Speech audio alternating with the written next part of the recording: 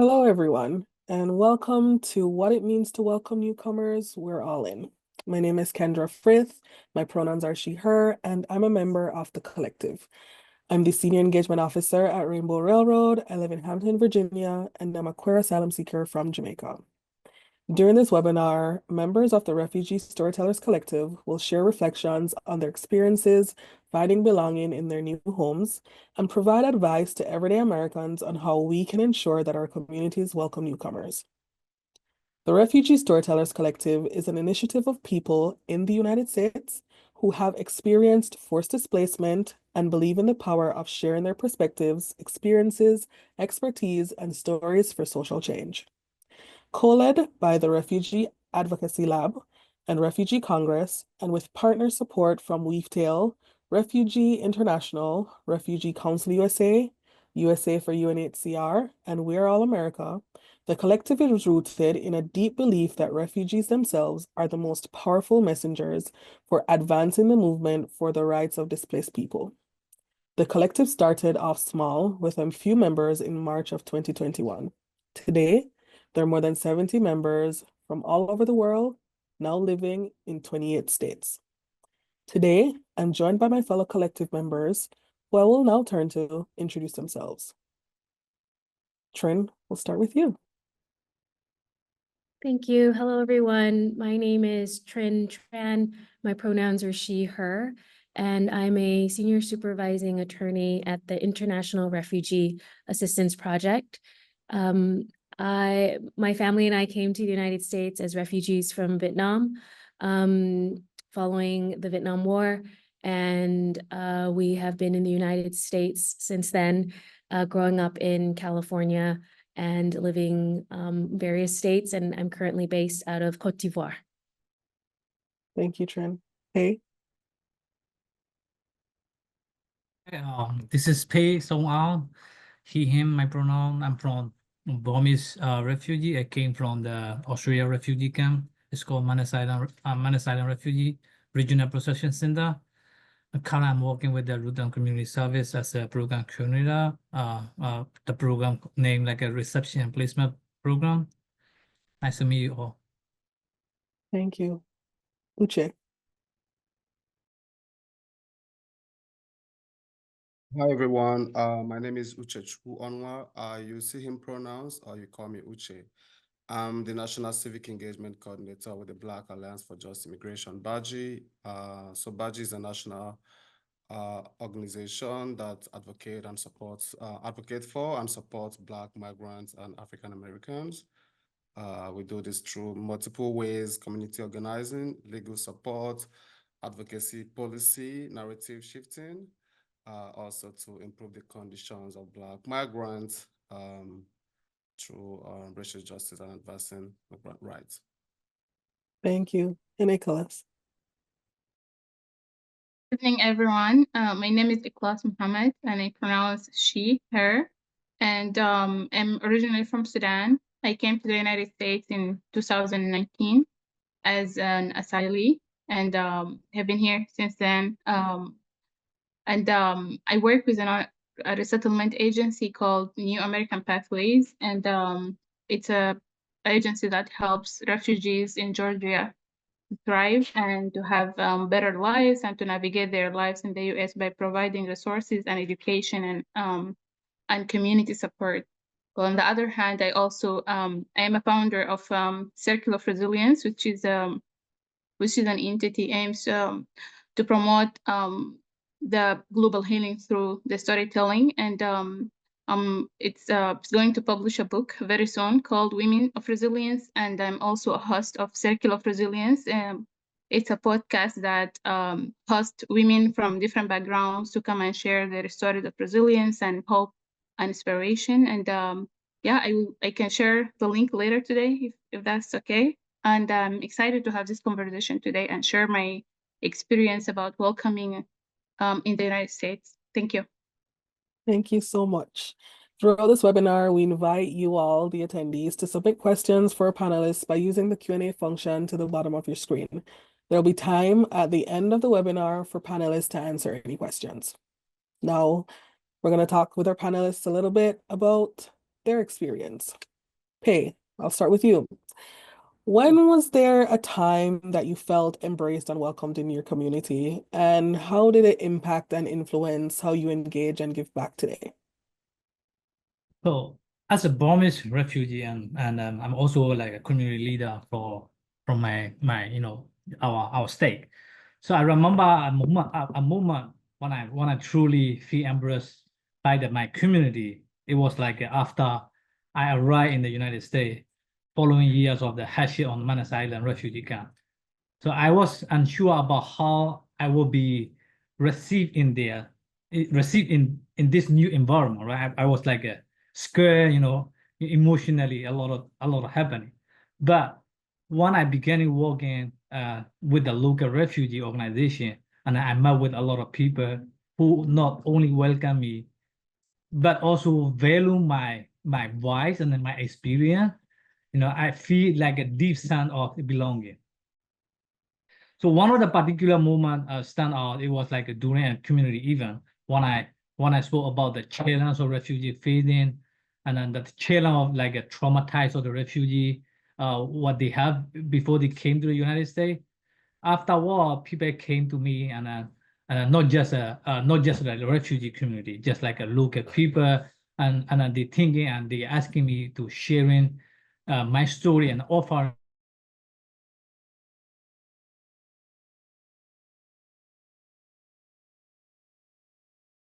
Okay, Yes. you froze. Oh, do you guys hear me? Can you repeat just the last part of what you were saying? Okay, so one particular moment stand out, like it was like during community event, and when I spoke in front of the audience, after the audience about how the refugee challenging in the reality, and afterward people came up to me and then not just like the refugee, just like but local people also approached me and then thanks to me to sharing my story and offering their support. That moment gave me the confidence to take the leadership role, like I became the Oregon Associate Delegate to Refugee Congress. It made me realize that my voice and my experience matter that I have the responsibility to advocate for the other in my community. So that sense of belonging has deeply influenced me, how I'm engaging with my community. It drive me to give back by mentoring the new refugee and organizing culture event and ensure that the challenge was faced here by the policymaker. So I experienced the sense of being welcome and valuing the strength or result that make sure other in my community feel the situation. Thank you. Thank you, Pyae, so much. Uche, I'll ask you the same question, but more about how does that impact you and influence how you engage and give back to your community based on your experience as a refugee and asylum seeker? So I sharing, whenever I have like a lot of experience, I sharing with them, I'm closely engaged with my community. Mostly I'm working on under the ground. I'm sharing with everything what I have it. So the sharing is like it's like healing me, my trauma. I have like a huge trauma when I was in Manus Island. So sharing is like the one thing what I it's like a healing my trauma. Yeah. Okay. Thank you so much, Pyae. Uche, same question to you. When was there a time that you felt embraced and welcomed in your community, and how did it impact and influence how you engage and give back? Thank you so much. There has been like multiple opportunities or spaces where I've, felt embraced, especially when I migrated to the United States in 2017. Originally, I'm from Nigeria, and for those who don't know, Nigeria has a law that criminalizes the LGBTQ folks and posts 14 years prison terms to anyone who is a member of the community. being the fact that I identify as gay, and in Nigeria, I worked with an organization that advocate for and support LGBTQ folks in the country.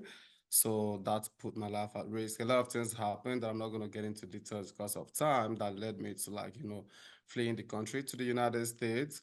Of course, growing up as most LGBTQ folks, we're told that we're not enough, we're not loved, we're this or we're that. Like, there's a lot of negative stereotypes and things that we were being taught growing up or were being told, and a lot of that kind of like suppressed or made us to suppress our sexuality. So fast forward to moving to the US in 2017, and then in January of 2018, I attended Creating Change conference in Washington, D.C. So it's one of the largest LGBTQI plus conference in the US. So that fateful morning, I arrived at the conference a little bit late when there were like breakout sessions happening. So I was, walking around different sessions trying to figure out which topic that would resonate with me that I would want to attend that morning. So I saw one of the space in front of the door. The name was Black LGBTQI plus Migrant Project. So immediately I saw the name, I'm like, this is just speaking to me, right? Because this is Black, LGBTQ, immigrant. I'm like, the name already is speaking to me. So I'm kind of curious to see what this space is all about.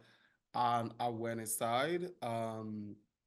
My intention was just to spend maybe a few minutes or few hour or maybe about an hour with them and just to really see what the space was about. But I ended up being with them the whole day.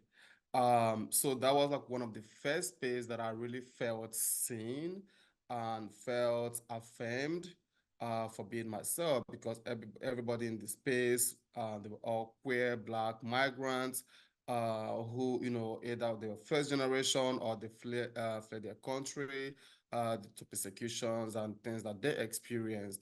So being able to hear different stories in this space, and also sharing my own personal stories as well, and being embraced, the hug that I received from folks really made me like, I never felt, being hugged in such way.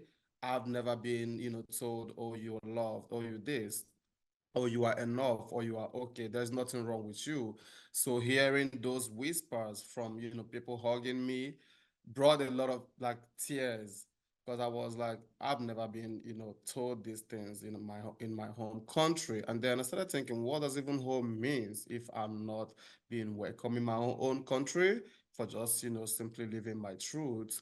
So ever since then, I've become, a member of this organization, BLMP, for those, some of you might be familiar with them, but yeah, they are a national organization that supports and advocate for Black LGBTQ immigrant. And how that has shaped how I approach the work, and also how, the spaces that I occupy is, what I do, really been trying to like, try to make sure that there is space, that I create space. If space is not there, I try to make sure that I create the space, specifically an affirming and safe space for LGBTQI plus, mostly centering Black LGBTQI plus immigrant, because we are most marginalized. We are, a lot of time, we are being erased in the narratives, of the LGBTQI plus movement. So making sure that I am not just, representing, but also making space where the space is not. So that experience has, really fueled how I approach the work that I do, and how, I organize my community. Thank you so much, Uche. Ikhlas, over to you. What can inclusion look like for those who have sought refuge in the US? And what are some of the things community members and neighbors can do to be more inclusive towards newcomers? Yeah, so I think one of the things that I look for when I walk into any community to feel included is, number one, to have been dealt with a dignity, and that any contribution that I bring to the community, to the space, is valued and is validated. And I think this is one thing that everyone who comes to a new space or to a place that is not their original country, they're looking for that. They're looking for validation for their contribution. They're looking for anything that makes them different and unique, being celebrated and accepted. And on that, I can share my experience in where I worked at, because of my immigration status, I didn't have the regular welcoming experience as everyone, because they had to apply for asylum, and it has been a long process. And at the beginning, I didn't have any access to resources given my status, because being an asylum seeker, you're not in the system, so you don't have a lot of resources that you're eligible for. So I had to navigate my life by myself and by support of close friends, families, people that I know from my country. And that has been the first year. And given that experience, I didn't know that there are so many other resources existing and that they're welcoming and they're helping people like me. So I wasn't feeling that welcomed until I joined the agency that I work with, which is New American Pathways, and it's an agency that helps the newcomers, people who come from different countries to the United States, to find their lives, to settle, starting from welcoming them and resettling them, providing the basic needs, food, shelter, and then going through helping them with self-sufficiency and education and all the resources that can help them to have a life with dignity in the country. So having that, seeing that experience, and just watching how this agency is putting resources and helping people and celebrating their differences, has just taught me and gave me a different picture that I wasn't seeing at the beginning. And also, actually, a lot of the staff members are from different countries. So it's not an American-led organization. It's more of a refugee and immigrant. It's run by refugee and immigrants who are coming from different backgrounds. And every year we have different activities that are celebrating those differences. We do potlucks. We do celebrate the different national events or celebrations that are happening in other countries of staff members, or even of our clients as well. So that is one. And the other thing actually is a program that I lead, which is called Women's Economic Empowerment. And for me, I have been noticing that in most of the resettlement process, the support and the resources are mostly given to men, given that they are the head of the household. And women, in most cases, are left behind with taking care of kids and trying to do the household work. And therefore, they don't have access to employment. They don't have access to education, even banking, even driving. So this program was built actually to bridge that gap and help women to just to have those basics to be able to navigate their lives as well in the country. So it helps them to access education, it helps them to access employment, to obtain a driver's license, to access the financial system by opening credit accounts, by learn how to make savings and budgeting and work towards a bigger goal of like home ownership. So this also is a good example of inclusion from a different perspective, that even when you're an immigrant, if you're a woman, your resources and your choices for having access to everything is different from the male, given that they are the head of household. So putting all those in mind, and also thinking of people who aren't part of the resettlement world, or who aren't really familiar with people who are coming from different backgrounds, because I also work in other places other than this agency. And I have seen the big difference between working there versus working in the agency that I work with now, because people are really very aware and educated that there is so many different people that exist in this world, and they can take the stereotyping or any information that they took from the media in a wrong way and put you in a very specific place and portray you, and based on that, you're being treated, you're being perceived as a specific thing. And this just shows that as much as there are people who care and who are real welcoming and they understand the differences and they're welcoming people, there are other people who don't know.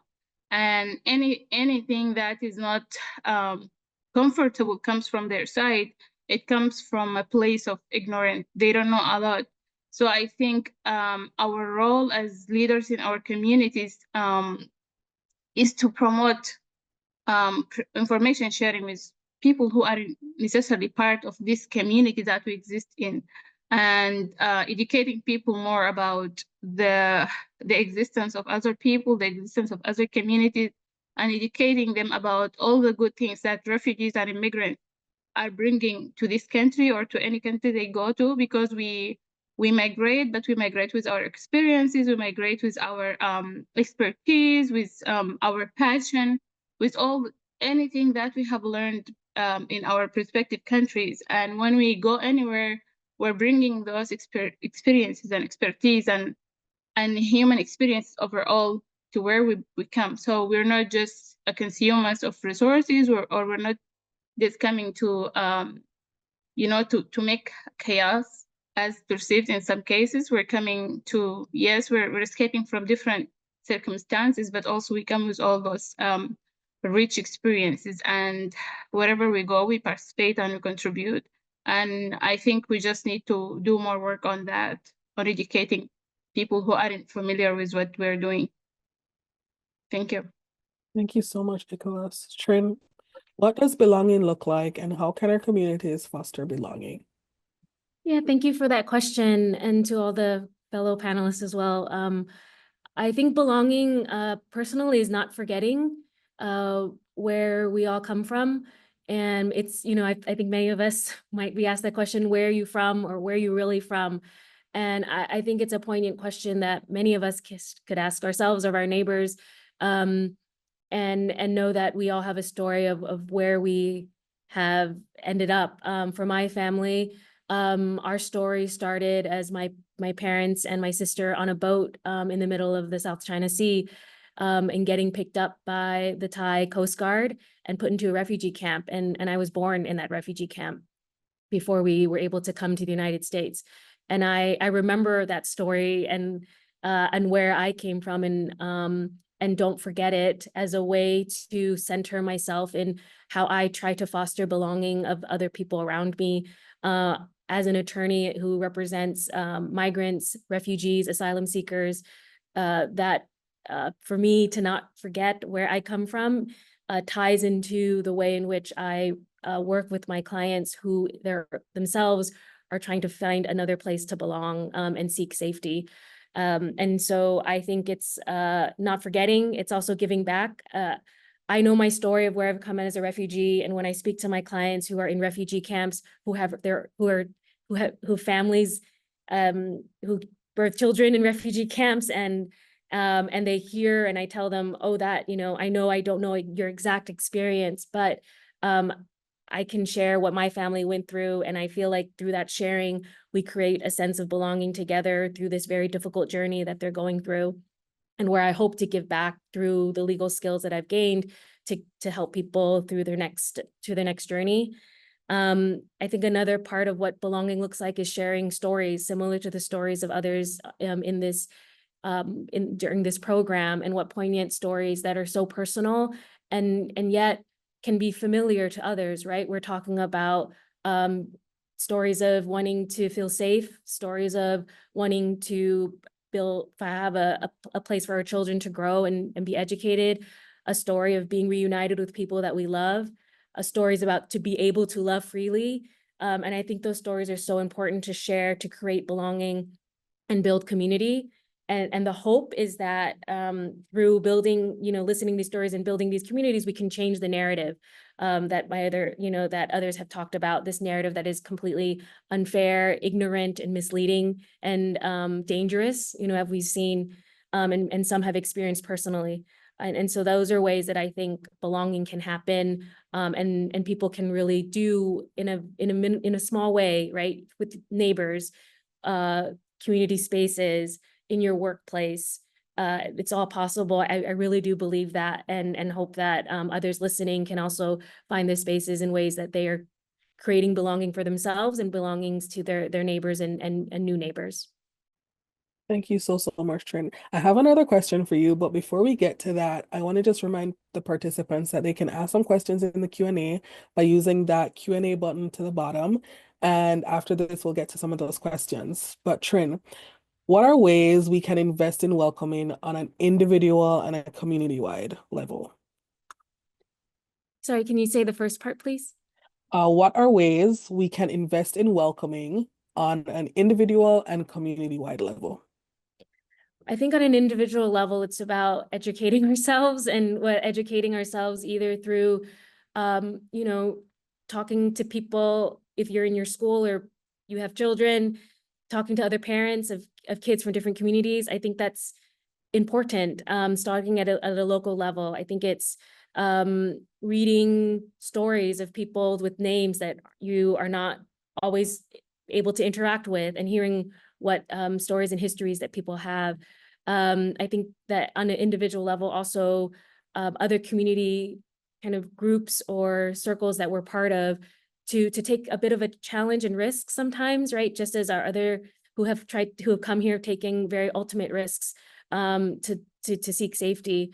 I think that's a way of being able to welcome. And at a community level, I see, certain programs as like others might have heard of, like Welcome Corps, where private citizens can join as a group of 5 to be able to sponsor a refugee. I mean, what an innovative program for us to actually say, like, we as a community, we in this neighborhood care about what's going on in this world, and we want to pull our resources together and sponsor a refugee family or individual. And I think that's a really pretty direct way to invest in welcoming others. And I can put in the chat more about Welcome Corps, as is a new program.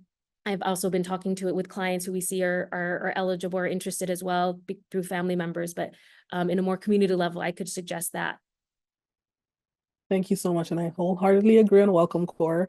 Actually, at Rainbow Railroad, we have created our own version of that, which we partnered with the State Department to do communities of care, where we're helping to relocate LGBTQI+ refugees. So by all means, I think that's an amazing initiative. Ikhlas, do you have anything you wanted to add to that too, as it relates to how we can invest in welcoming on an individual and community-wide level? Yeah, I think education, and as Trinh just mentioned, education on a personal level, and keeping ourselves just knowledgeable about everything that's happening in the community, and sharing stories, because I believe in the power of storytelling, and I believe that sharing personal stories are strong, and they are always bringing people together, and there is always a way or another people can resonate to you when you share your story, even if they didn't go through the same experience. There is that human element in each story that people can feel connected to you. You touch their hearts through that, and that is a big tool that I see it's really impacting communities in so many ways. So sharing stories in the personal level, but then also creating more spaces for that, for sharing stories, for people to come and share their experiences back home, and share their experiences in the United States as refugees, and also providing that empowering environment for newcomers, because when you come to the country and you don't have any information, you don't know how things work, and you see your fellow immigrants who came before you like a couple years, and see how they're living and what life experiences they're going through now, it empowers you, and it opens your eyes, and also gives you that sense of feeling of belonging, because you're seeing someone like you being in a good place in the community, being included and participating in making change. So I think working the 2 levels, individually and collectively, on on creating more safe spaces and communities that are welcoming and are open for everyone to share their stories is something that can help in fostering that. Thank you so much, Ikhlas. I'm going to ask our participants, do you all have any questions? I'm not seeing any questions in the Q&A box. So before the participant question, I just wanted to add a little bit to to that last question. So some of the things for me when I came here, I think community was one of the biggest challenge that I had was, finding community, like an affirming community and also safe space. And I was able to, struggled and were able to actually found.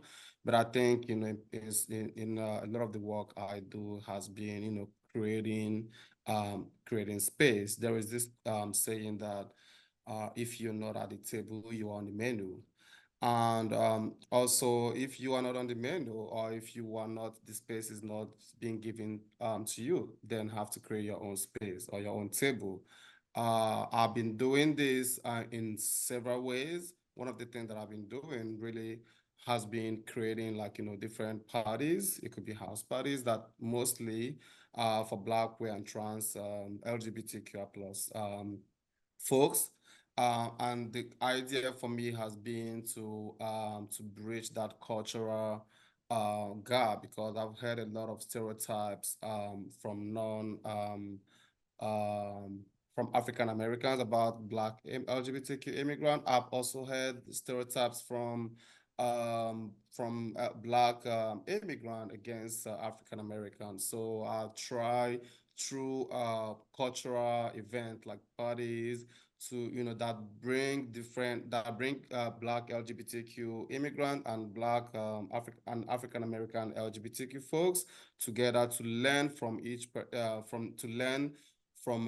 other about different cultures and through meals, food, dance, music, etc., and stories as well. And that has really been helping in terms of on learning some of the stereotypes that we as migrants came here learning or hearing, and also stereotypes that African Americans heard about immigrant. And also, some of the things that other panelists have said, like, education is very, very important. You need to educate yourself on the issues, and also partnering with, local leaders, advocacy groups, organizations that already work with, within immigrant communities. This also definitely help in building trust and credibility. And you already talked about language, so I'm not going to speak on language, but language is definitely important.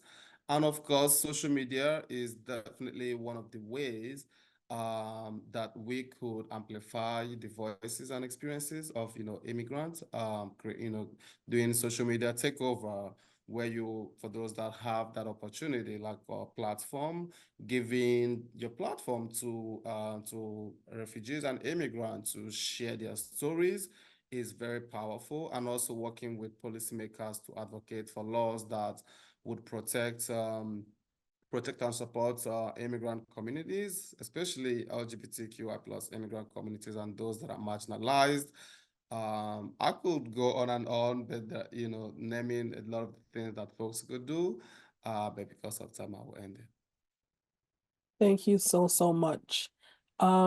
So we have some questions here. I'll start with Nino's.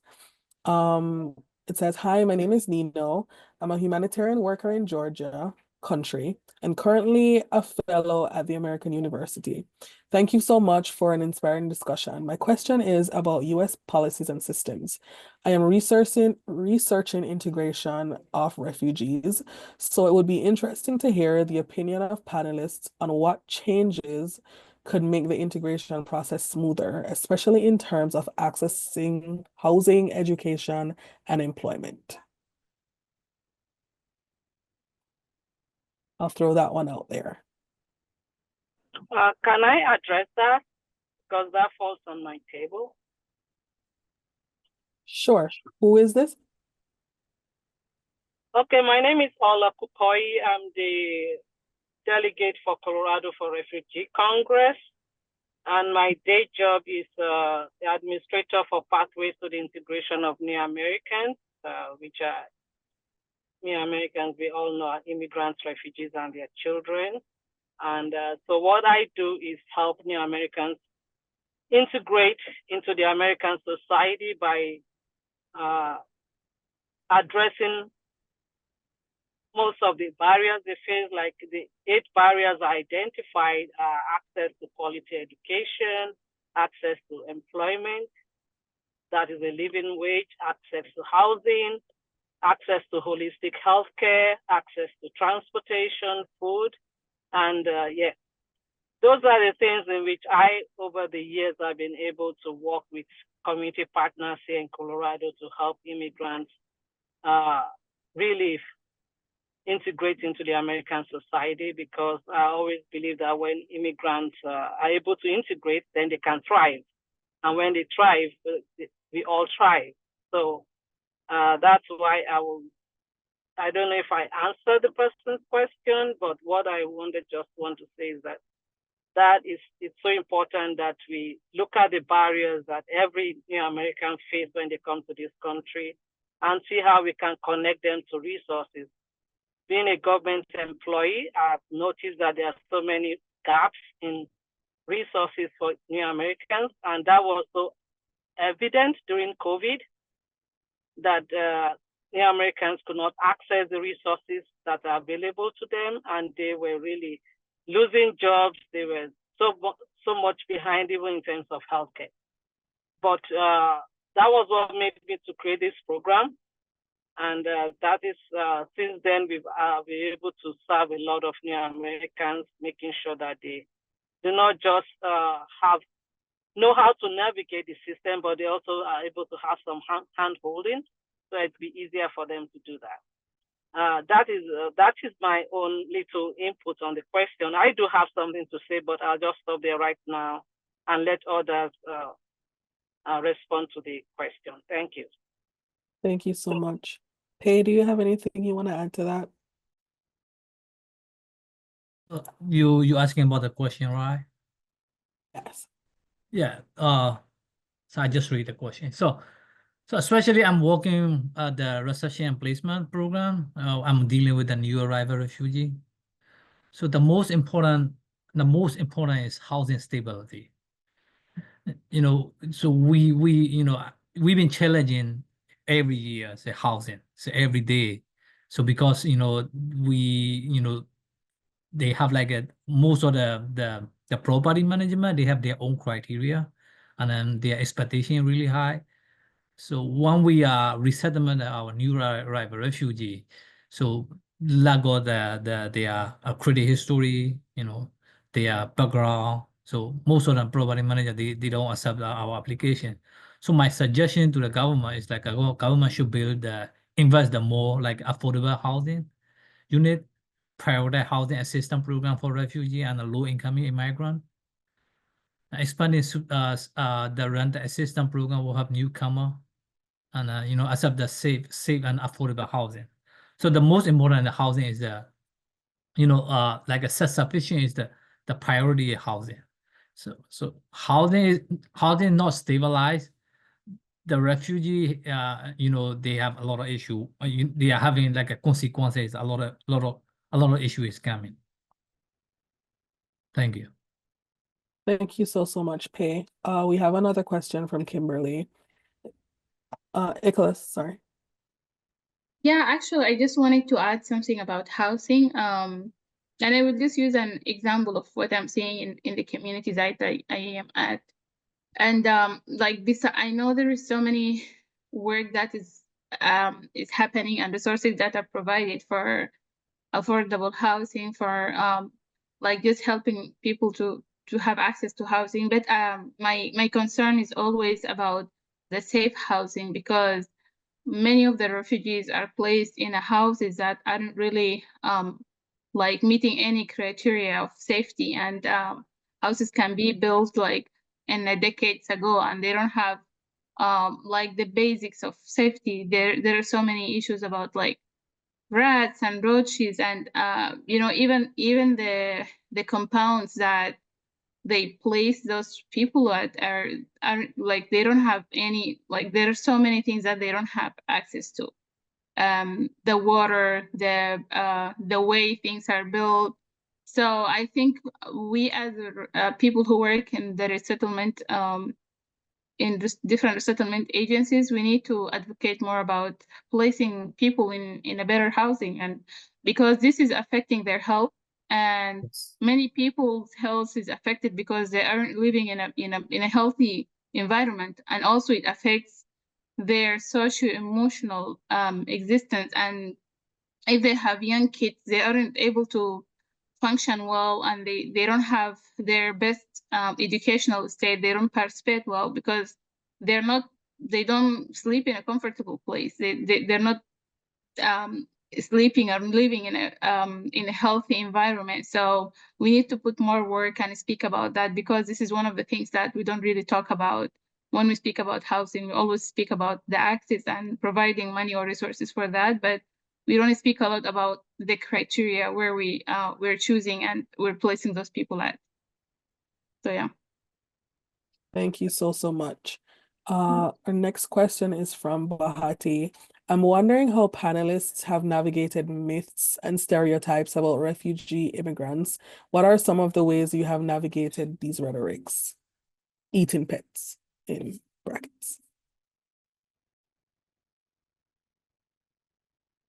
Who wants to start?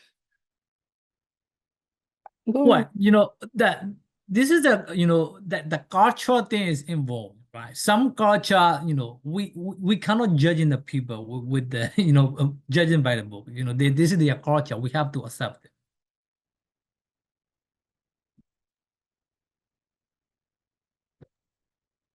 Nicola.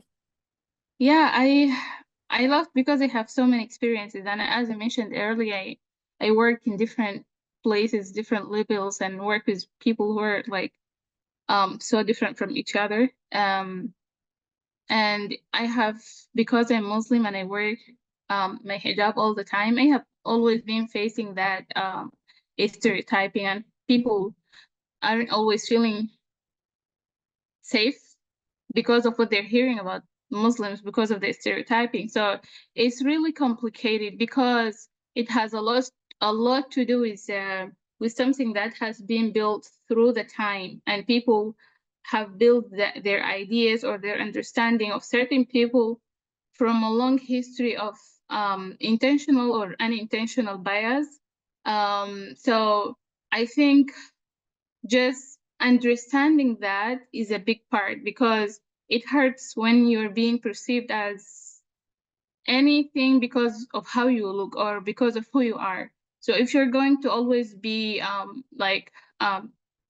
giving yourself the space to get hurt by other people because they're perceiving you a certain way, it makes your journey so much harder, and it adds just more complications. So our understanding and awareness that this is something exists, and we just accept it as a reality, but at the same time work in educating those people.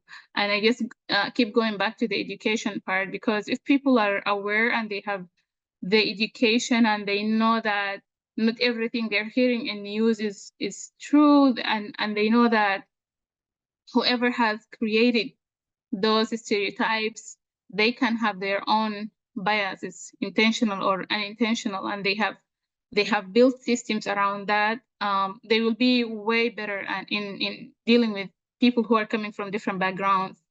And also, I think the way we show up, the way we present ourselves is also going to just play a big role in just changing some of the perspectives. And it's a process. It's not something that can be changed between a day and night, but it's everyone's responsibility to keep educating themselves, to keep educating people around them, and try to change that perspective in any level or any capacity that they can do. Thank you so much, Ikhlas. Our last question is, I currently work in a refugee resettlement agency, and one of the hardest things we do is helping them navigate difficult and sometimes failing systems, whether that is school districts, healthcare systems, employments, housing, etc.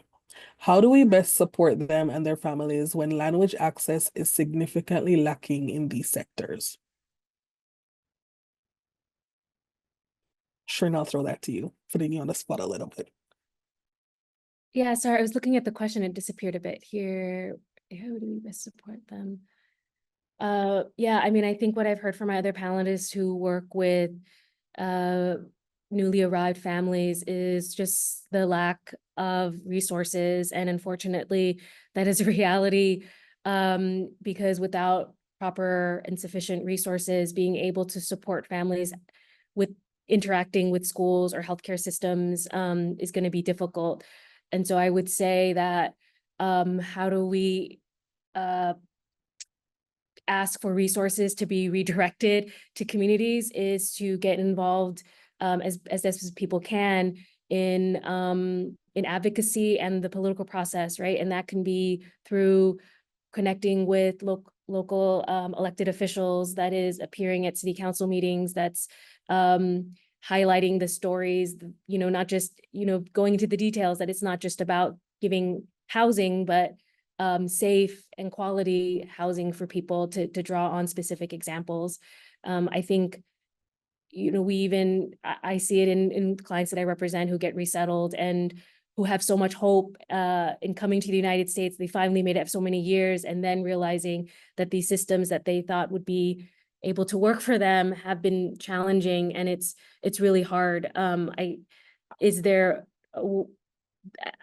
don't know about an exact answer for it, but I think it's through pulling through resources, oftentimes, as other panelists have said, through the community itself, because sometimes these systems aren't just going to be able to work for our communities. And so individuals and individual communities that form together are there to fill in, to provide those services as best as they can. That is a really difficult question, though. Thank you so much. I also wanted to drop in the chat app that we use at Rainbow Railroad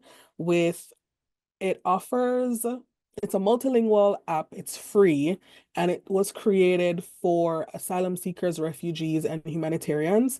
It's individuals that donate their time to translate services in real time. It's free. I'll drop it in the chat so persons can also share that as a resource to other individuals who might need it to help communicate multi-language situations. I think that is our last question. I just wanted to give each of you a couple seconds to share one brief thought on how we can all work to ensure that our communities are welcoming.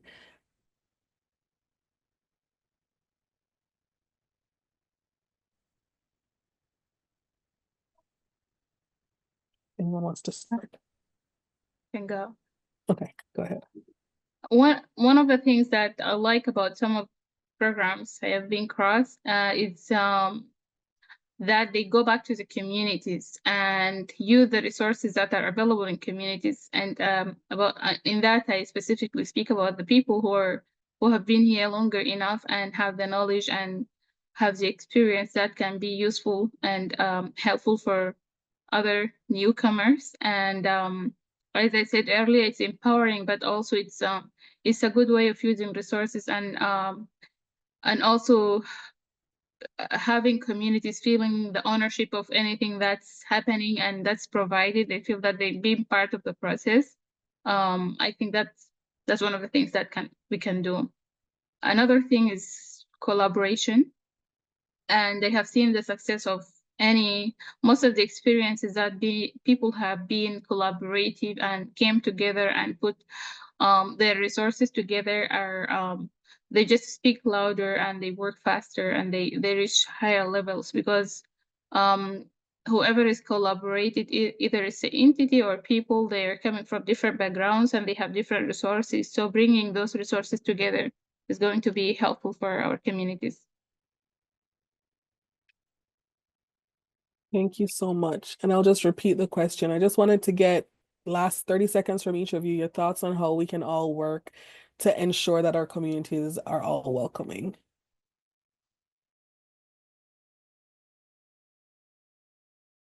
I will start with, I would say collaboration, because it was just said right now, collaboration is definitely important. Building coalition with other groups and organizations that support the community. Community organizing is definitely important, making sure that we are building and organizing our communities and empowering them so that they're able to change the system, because the communities that are most directly impacted are the best to create the change that they want to see. Also, public advocacy and campaigns, is one way to kind of build collaboration and coalition with folks. And storytelling and creating space, where newcomers are able to, tell their stories, because, there's power in our story. And of course, engaging civically is one way that we can all, work together, but also it's built, it empowers the community. Because one thing that people, especially the immigrant communities, think that because most of us are not eligible to vote, we don't have any power, in policy decisions, but we do have as much powers in civic engagement as, American citizens. You may not be able to vote or eligible to vote, but, there is power in your words. You can talk to your friends. You can, educate your other community members that are eligible to vote. So all of us need to engage civically, especially this coming election, because this is one of the most important elections. So everybody needs to all hands on deck, right, to make sure that we are engaging our communities and our communities civically. And then trying to build relationship and trust is very important, because that's one challenge, when working together with different communities, organizations, because everybody is coming into space with their own visions and goals. So it's very hard when there is no trust in the space. Thank you. Thank you so much. Pyae. According to your question, so right now what I'm doing with my new arrival people, especially in my community, so I assign who are actually living there, who are the senior in the United States. I assign every family, and I assign that, hey, we have like a new arrival is coming this week.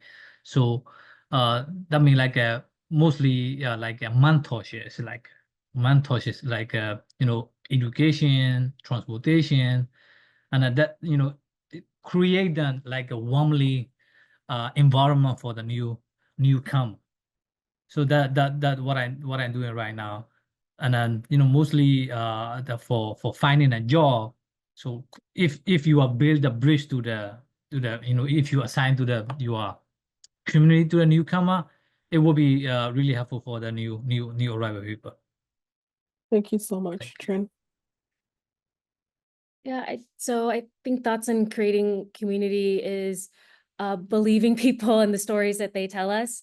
So many have had to flee for just the most difficult and hardest situations in their lives, and being able to come here to the United States, and some, knowing that they didn't want to leave their home country, but are finding a sense of a new way to continue their lives here. And I think one way to ensure that people belong is by believing them and the things that they say and this experiences that they bring. And it's also challenging ourselves. I think within immigrant and refugee communities, sometimes there's the narrative of us having to fight over resources, but that's a narrative that is built to divide us.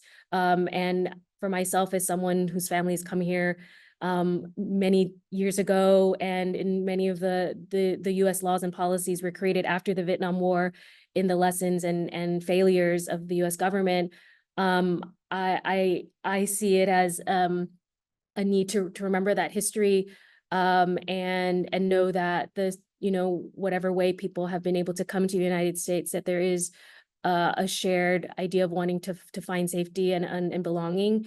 And if we can believe each other, then that's a way of welcoming each other to this new place. So that's a way of welcoming. Thank you so much. I wanted to thank you all my panelists for joining today. And I want to thank all our participants, all attendees for attending today's webinar. If you're interested in learning more about the Refugee Storytellers Collective, you can go to refugeestorytellerscollective.org. Sheridan had dropped the link in the chat to nominate or apply if you want to join. And thank you again. Have a good night, and we hope you enjoyed it.